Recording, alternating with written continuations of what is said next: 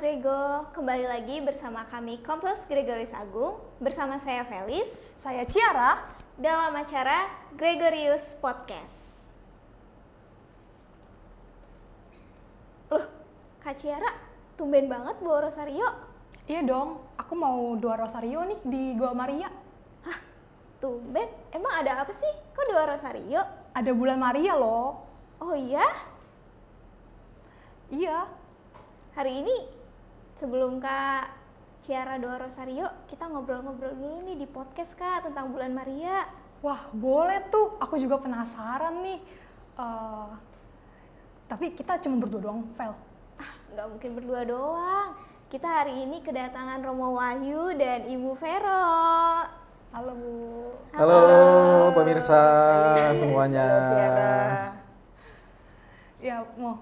Aku penasaran banget nih, Mo. Kenapa sih Bunda Maria itu disebut sebagai Bunda? Ya, Bunda Maria disebut sebagai Bunda, tentu ada dasarnya di kitab suci.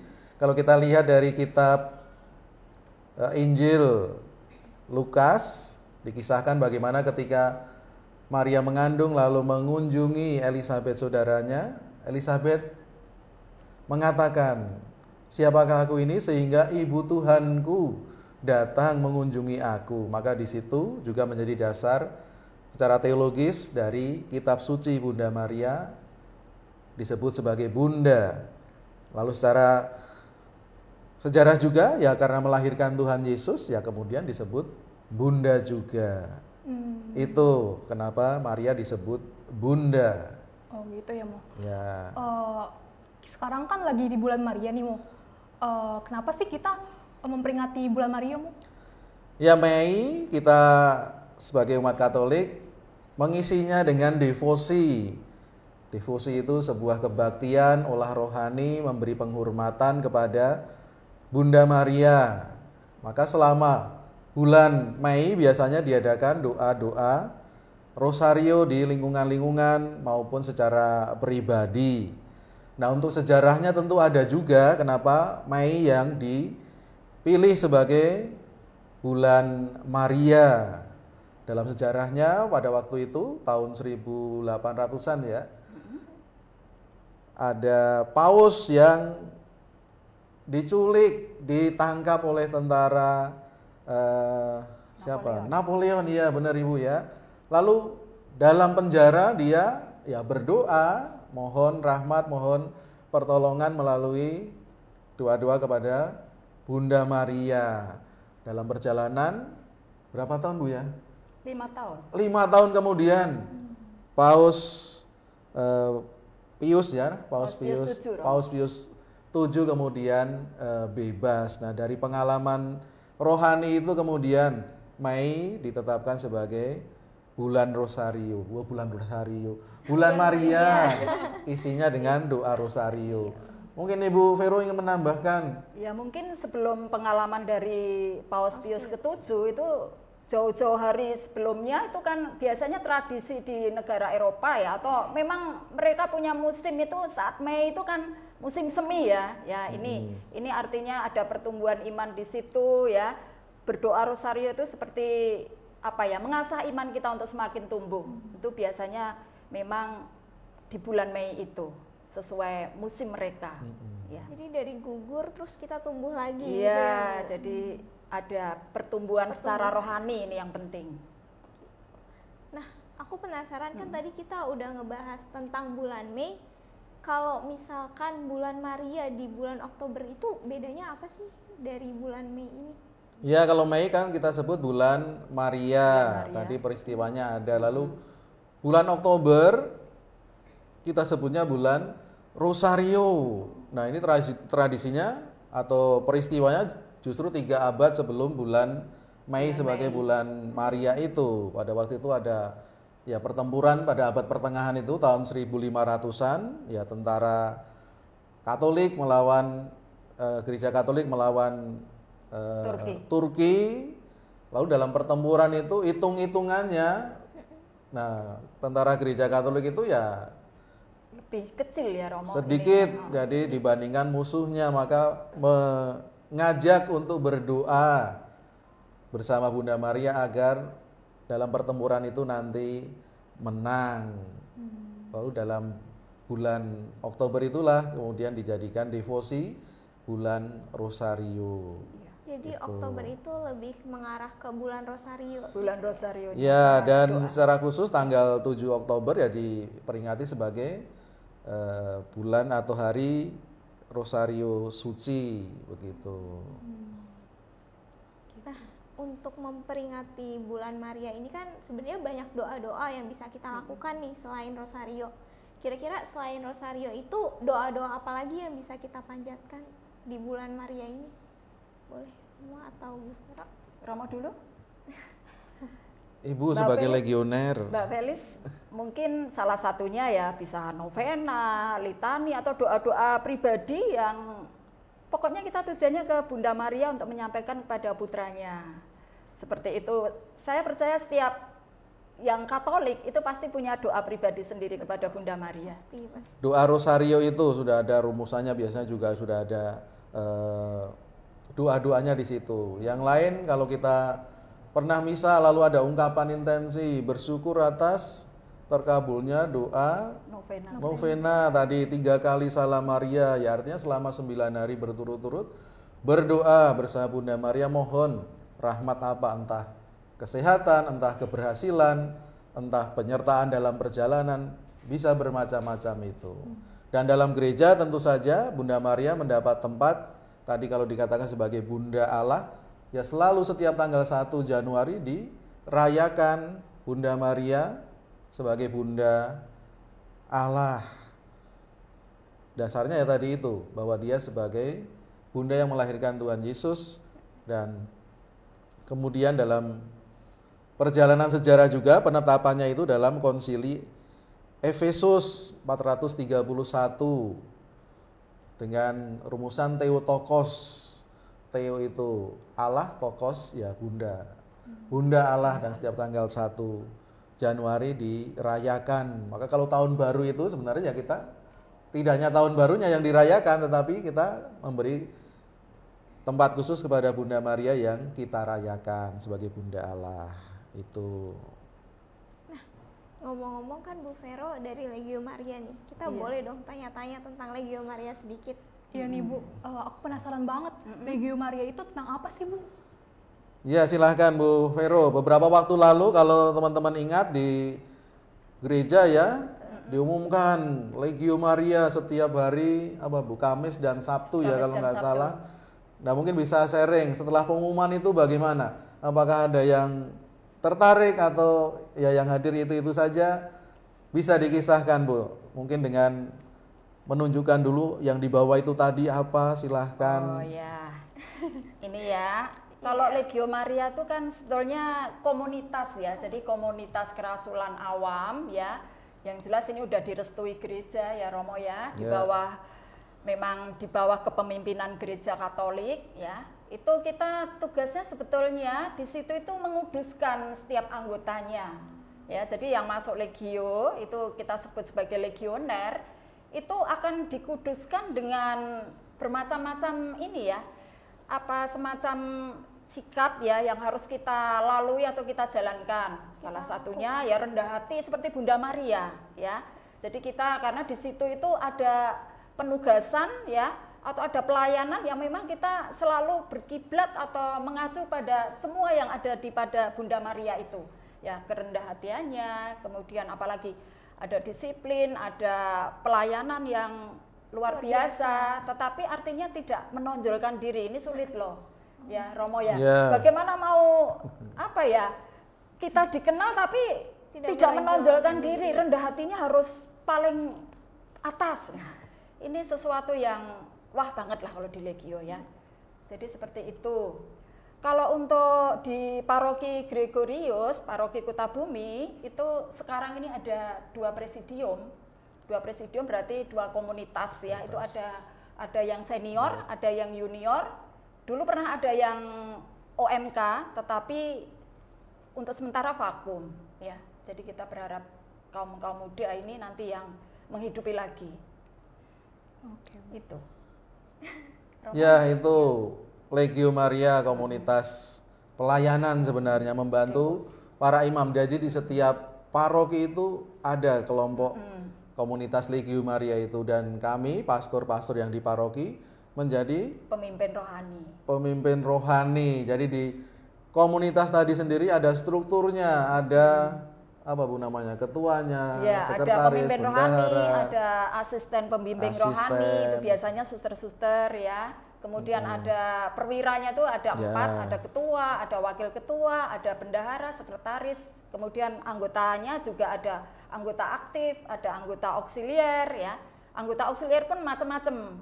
Ada yang pretorian, ada yang adjutorian, ada yang anggota auxiliar biasa gitu ya. Untuk yang keanggotaan auxiliar. Kalau yang anggota aktif yang hadir setiap rapat.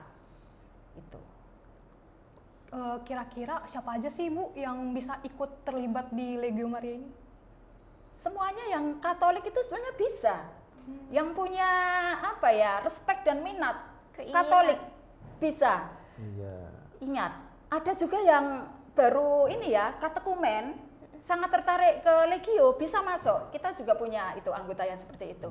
Luar biasa. Yang penting mau bergabung, berdoa dengan doa yang memang luar biasa ya, doa rosario itu doa yang utama. Kemudian ada doa Tessera itu ini.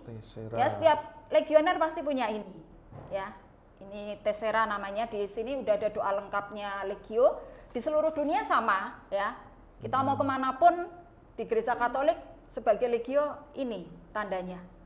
Ya, berarti kita dipersatukan dengan Tessera ini sebagai keanggotaan Legio.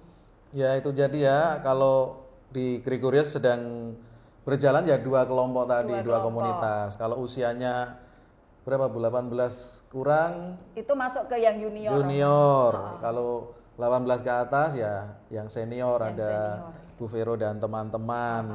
Syaratnya bagaimana? Ya harus ikut hadir dalam saat rapat itu. Rapatnya setiap Kamis itu untuk yang senior, kemudian yang junior itu setiap Sabtu. Nah, Kamis dan Sabtu.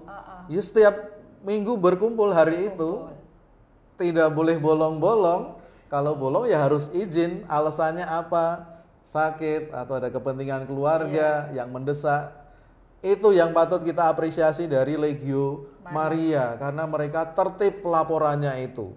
Dan pelapornya tidak hanya ke pastor parokinya, tetapi ke kurianya. Kuria itu komunitas-komunitas tadi di paroki-paroki lalu berkumpul bersama membentuk sebuah kuria. Nah, paroki Gregorius belum ada kurianya karena memang belum mencukupi. Kita masih ikut di mana Bu? Di Kuria Maria Bintang Samudra, Maria Bintang Samudra, Maria Perawan yang Murah Hati. Di paroki? Di paroki Agustinus untuk yang senior, kemudian yang junior itu di Strada ya, di SMP Strada. Itu di sana rapat. Itu maka silahkan yang mendengar, menyaksikan podcast ini juga bisa, kalau mau tertarik silahkan komen di kolom komen untuk bisa berinteraksi nanti bersama Bu Vero ataupun yang lain akan dihubungi dengan meninggalkan komen di YouTube dengan ini. Silahkan ya. Silakan bergabung dengan Legio Maria. Karena Legio Maria untuk paroki loh ya. Pelayanannya untuk paroki, untuk memuliakan Tuhan ya, dengan Bunda Maria sebagai ratunya.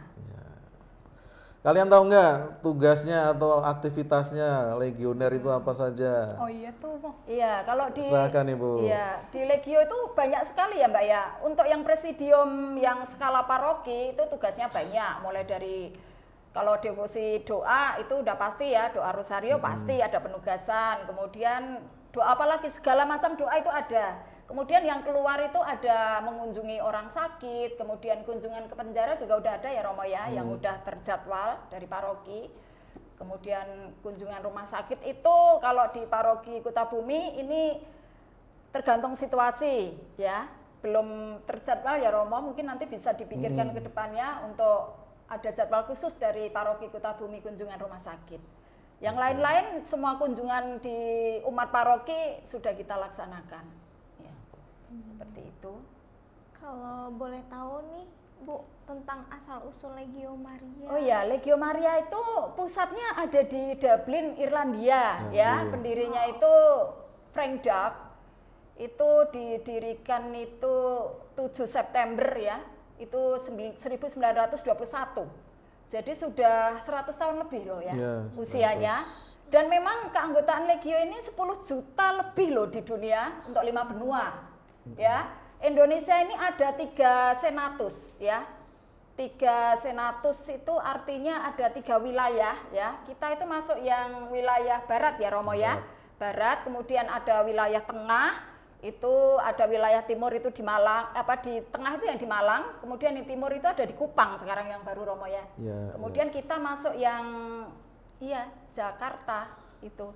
Ya itu tadi pembagian ya regio-regionya. Lalu kalau acara-acara besarnya kemarin di paroki kita ketempatan untuk misa Asies. Asies itu apa? Ya kembali berjanji setia kepada Bunda Maria untuk melayani pembaruan janji. Lalu yang lebih besar tadi ada Senatus. Itu lebih besar lagi, dan saat misa itu saya pernah ikut misa tahunan ya Romo ya. Di Kedoya tahun yang lalu. Kemarin.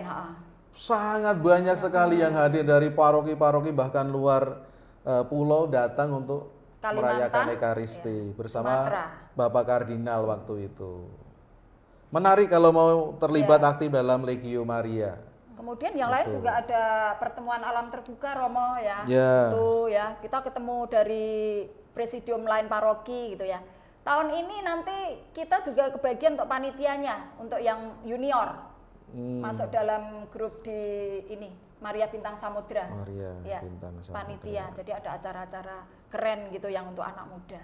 Ada kegiatan-kegiatan. Iya, nanti di alam terbuka. Nah, tadi kan kita udah ngomongin bulan Maria, udah ngomongin Legio Maria. Aku mau minta sedikit sharing nih, tentang mungkin dari Romo atau Ibu ada pernah merasakan keajaiban bersama Bunda Maria? Boleh? Romo coba. Saya? Iya. Ketika saya masuk seminari 2007 itu, saya masih ingat setiap malam di tahun rohani itu saya doa rosario. Jadi sebelum tidur, jadi kalau ritme di seminari itu ada ya dari pagi ya sampai malam kompletorium ibadat penutup, lalu ya jam istirahat atau refleksi. Dan di situ saya ya mendoakan rosario setiap malam.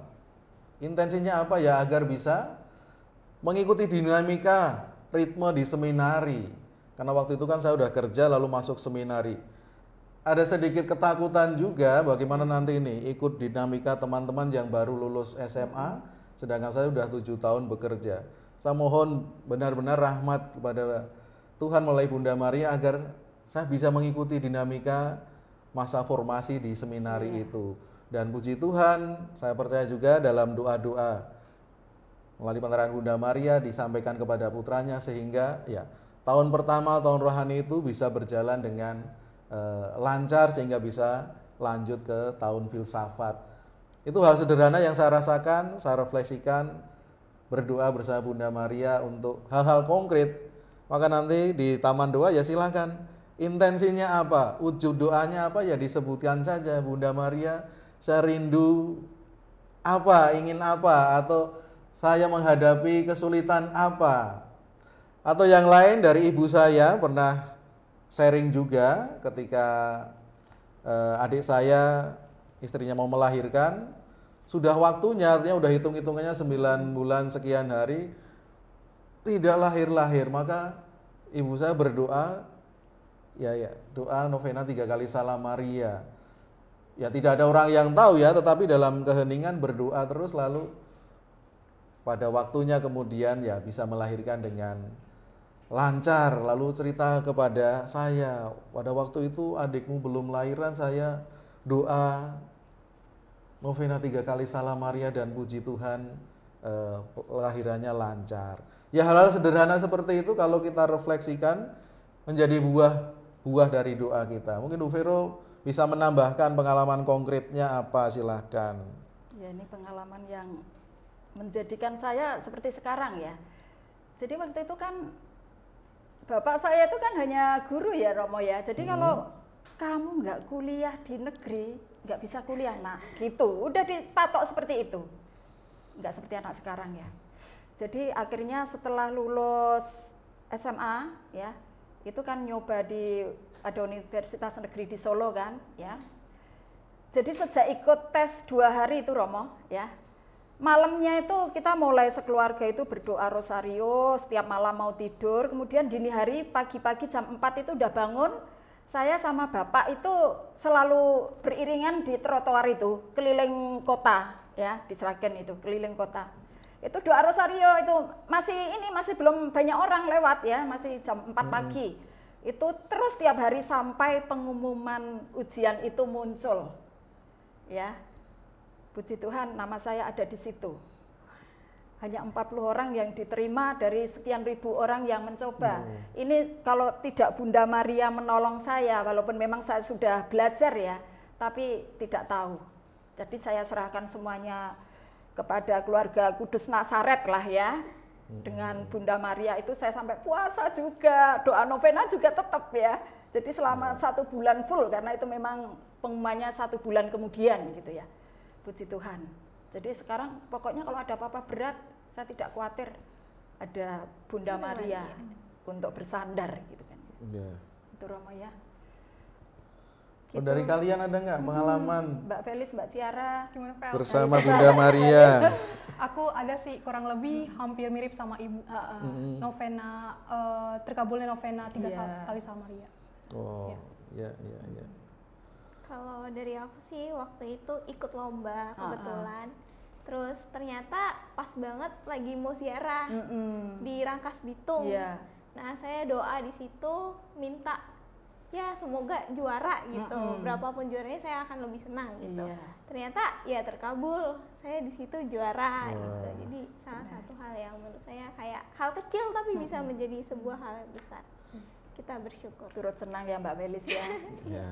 Terima kasih. Mungkin pemirsa juga ada pengalaman rohani terkait doa-doa melalui Bunda Maria dikabulkan. Sekali lagi boleh sharing di kolom komentar. Nanti kalau ceritanya menarik, nih 2 host ini mungkin akan menghubungi lalu bisa menggantikan saya nih duduk di sini nih. Bisa diwawancarai, sharing agar meneguhkan yang lain, umat di paroki Kota Bumi juga seluruh umat Katolik pada umumnya. Jangan malu, silahkan men-sharingkan pengalaman rohani pemirsa yang secara khusus berdoa bersama Bunda Maria. Itu. Oke, mungkin sekian dulu atau mungkin ada tambahan nih untuk teman-teman semua yang di sana tentang bulan Maria. Ya mungkin untuk closing bahwa bulan Maria nanti, bulan Mei, harapannya kita juga berdoa bersama dalam keluarga. Biasanya memang ada di lingkungan-lingkungan 30 hari full pindah-pindah keluarga. Nah, maka harapannya kesempatan itu menjadi kesempatan yang berrahmat untuk semakin merasakan cinta kasih Tuhan melalui perantaraan Bunda Maria. Kita mohon rahmat yang kita butuhkan. Dan memang biasanya bulan Maria, bulan Rosario, umat lebih banyak ngumpulnya daripada kemarin mungkin APP, lalu bulan Kitab Suci. Maka harapannya kebersamaan dalam doa itu juga menumbuhkan iman semakin kuat dalam menghadapi berbagai macam tantangan dalam hidup. Tetap semangat dalam doa-doa bersama Bunda Maria. Untuk legioner mungkin Ibu bisa menghimbau, yang tertarik sekali lagi bisa menghubungi atau komen di kolom komentar. Silahkan Terima Ibu. kasih Romo, terima kasih untuk anak-anak muda ya terutama ya. Ayo dong gabung di Legio Maria ya. Ada Legio Maria Junior. Ya. Ada Legio yang OMK yang sekarang sedang vakum, kalian yang harusnya masuk ke sana. Kita tunggu kehadiran anak-anak muda ya, Mbak Felis, Mbak Ciara, ini nanti kita catat anggota nomor 1 dan 2 ya. Dan yang lain-lain, terima kasih Romo untuk dukungannya. Oke, terima kasih untuk Romo Wahyu, Bu Vero, Sama-sama. sudah meluangkan waktu kita sharing-sharing bersama. sharing iman, sharing tentang bulan Maria juga. Dan ini menjadi akhir di podcast kita kali ini. Betul, Vel. Mungkin untuk menutup, karena tadi Kiara mau doa juga, kita akhiri dengan satu kali doa Salam Maria. Boleh, Mo. Lalu nanti kita mohon berkat Tuhan. Dalam nama Bapa dan Putra dan Roh Kudus. Amin. Salam Maria, penuh rahmat, Tuhan sertamu. Terpujilah engkau di antara wanita, dan terpujilah buah tubuhmu Yesus. Santa Maria, Bunda Allah, doakanlah kami yang berdosa ini, sekarang dan waktu kami mati. Amin. Tuhan bersamamu dan bersama rohmu. Semoga kita semua, orang-orang yang kita doakan, keluarga kita diberkati oleh Allah yang Maha Kuasa, Bapa dan Putera dan Roh Kudus. Amin. Terima kasih untuk semuanya. Sampai jumpa di podcast berikutnya. Terima kasih untuk semua penonton. Saya Felis. Saya Ciara. Sekian dan terima kasih.